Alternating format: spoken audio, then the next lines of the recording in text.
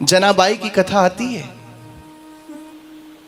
ये जनाबाई घर के काम काज करती, प्रभु का नाम जपती है, गेहूं पीसती पीसती प्रभु का नाम जपती है, और इसके नाम जपने ऐसा प्रभाव डाला कि मंदिर के ठाकुर जी जनाबाई के पास आके बैठ जाते और जनाबाई के साथ फिर गेहूं पीसते। एक दिन कहते, जना तू मुझे रोज विदा कर देती है तो अपने पास क्यों नहीं रख लेती? जनाबाई कहती, ठाकुर जी जमाना बड़ा बुरा है, बस आप आ जाया करो और चले जाया करो, इतना ही काफी मेरे लिए। एक दिन की संध्या पर ठाकुर जी ने कहा, जना आज नहीं जाऊंगा मैं, आज मैं तेरे पास सोऊंगा, यहीं सोऊंगा। तू सोती नहीं ना दिन में सोती ना रात में सोती। दिन में तू घर के काम करती, रात में तू मेरा नाम जपती है। मुझे दुख होता है तुझे देख देख के। तेरे शरीर में पीड़ा हो रही है, ये मेरे शरीर में पीड़ा हो रही है। जना तेरे हृदय में मैं बैठा हूं। जनाबाई ने कहा, ठाकुर जी नींद नहीं आती, मैं क्या करूं? एक रात तो मिलती है तेरा भजन करने के लिए, दिन भर तो काम काज में लगी रहती हूं, फिर भी नाम जपती तो हूं, पर केवल और केवल तन्मयता से तुम्हारी होकर के तो मैं रात में ही रहती हूं। ठाकुर ने कहा, ठीक है तुम मेरा नाम जपो, मैं तो यहां आके सोऊंगा। और ठाकुर जी सो जाते।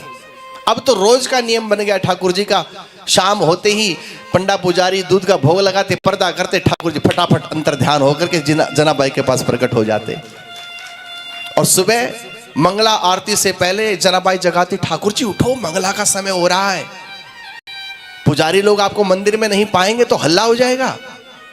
और ठाकुर जी जल्दी से अपनी पोशाक पहनते, मुकुट पहनते, हार हूर सब कुछ पहन पूरे तैयार होते, अंतर ध्यान होते।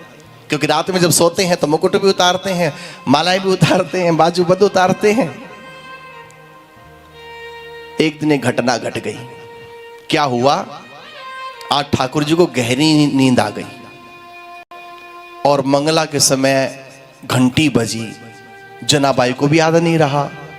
तो ठाकुर जी उठे और जल्दीबाजी में जो है दौड़ करके मंदिर में प्रकट हो गए। लेकिन उस जल्दीबाजी में अपने आभूषण पहनना भूल गए, वो जनाबाई के कमरे में रह गए। अब जैसे ही पुजारियों ने द्वार खोला तो भौचक के रह गए। भगवान के शरीर पर ना वस्त्र है, और वस्त्र भी है तो एक फटा हुआ कंबल है, क्योंकि जनाबाई ने अपना फटा हुआ कंबल ही ठाकुर जी पे उड़ाती थी और वही ओढ़ के भाग के आ गए आज। हा हा हा हा। देखा ना मुकुट है, ना सोने की माला है, ना बाजूबंद है, ना ठाकुर जी के हाथ में कंगन है, ना पैरों में नूपुर। गए तो गए कहां? अरे चोरी हो गई, किसी चोर ने जो है ठाकुर जी का आभूषण चुरा लिया। पूरे नगर में हल्ला हो गया, लोगों की भीड़ लग गई मंदिर में। एक जनाबाई का पड़ोसी था, उसने देखा ठाकुर जी के कंधे पर जो शॉल है, ये शॉल तो जनाबाई की है। और उसने कहा, सुनो, पुजारियों के कान में कहा, ये शॉल जो है ना, ये जनाबाई की है।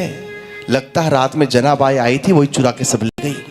जल्दीबाजी में अपना कंबल यहीं छोड़ गई, अपने शॉल यहीं छोड़ गई। अब पुजारियों ने कहा कि चलो अब धावा बोलते हैं जनाबाई के घर में। और जब गए और तलाशी ली गई, जनाबाई ने कहा, मेरे घर में कहां आभूषण आ सकते हैं? मैं तो जाती भी नहीं, दिन में काम काज में लगी रहती हूँ, रात में अपना भजन करती हूँ, मैं तो मंदिर में भी नहीं आती। तो पंडों ने वो दुशाला दिखाया। ये क्या है जना, ये दुशाला तुम्हारा है कि नहीं? अब वो झूठ कैसे बोले? जनाबाई ने कहा कि हाँ है तो मेरा। तो तेरा दुशाला, तेरी शॉल ठाकुर जी के कंधे पर कैसे आई? अब जनाबाई बताने को तैयार तो हुई, लेकिन ठाकुर जी ने सौगंध दे रखी थी कि कुछ भी हो जाए तो किसी को नहीं बताएगी कि मैं तेरे यहां आता हूं। अब जनाबाई धर्म संकट में, क्या कहूं? जनाबाई मौन हो गई। पंडित पुजारियों ने कहा, इसके घर की तलाशी ली जाए, इसी ने आभूषण चुराए हैं। और जिस घर के पिछले हिस्से में रात के समय चक्की पीसती थी जनाबाई, जहां ठाकुर जी जमीन पर सोते थे, ऊपर अपना दुशाला उड़ा देती थी, वहां जाके जब देखा तो सारे आभूषण वहीं रखे हुए थे। अब तो सबने जो है एक स्वर में चिल्लाना शुरू किया कि जनाबाई ने चोरी की है, जनाबाई को दंड दिया जाए। जना तुमने चोरी की है। जनाबाई की आंखों में आंसू है, मौन है। क्या जवाब दूं? गुरुजी को पता चला। गुरुजी आए, उन्होंने कहा कि मेरी बेटी चोरी नहीं कर सकती। पंडों ने कहा ये क्या है फिर? अब गुरुजी भौचक के रह गए। जना ये सब क्या है?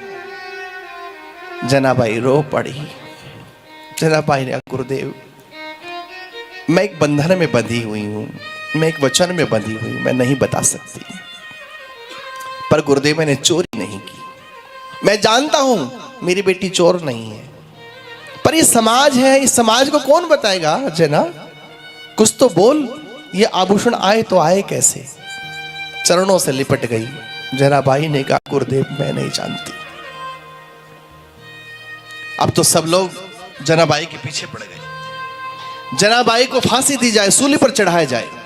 बहुत बड़ा अपराध किया है। नगर के बीचों बीच सूली पर टांगने का कार्य किया गया। सूली तैयार कर दी गई और जनाबाई को जैसे ही टांगने लगे तुरंत विट्ठल भगवान प्रकट हो गए। और भगवान ने प्रकट होकर कहा, दुष्टों, एक भक्ता को सताते हो और मेरी पूजा करते हो। आज के बाद तुम्हारे हाथ से मैं जल भी ग्रहण नहीं करूंगा। अरे जनाबाई के पास मैं रोज सोने आता था, मुझे उस मंदिर में नींद नहीं आती, मुझे जनाबाई के घर में नींद आती है तो सोने आ जाता था रोज। अरे इस भक्तनी के शरीर में देखो मांस नहीं है, सूख के काटा हो गई, ये क्या चोरी करेगी बेचारी? दिन भर घर का काम करती है, रात भर मेरा नाम जपती है किसी कोने में बैठकर, ये आज तक सोई नहीं है, एक घड़ी नहीं सोई। ओहो, जब सुना गुरुजी ने तो गदगद हो गई कि मेरी शिष्या मुझसे भी आगे निकल गई। अब पुजारी ने क्षमा मांगना शुरू किया। कहने का तात्पर्य है कि भक्त के अंग संग भगवान रहते हैं। जैसे शिष्य के अंग संग गुरुजी रहते हैं, ऐसे ही भक्त के अंग संग भगवान रहते हैं। अपने भक्तों से कभी दूर नहीं होते।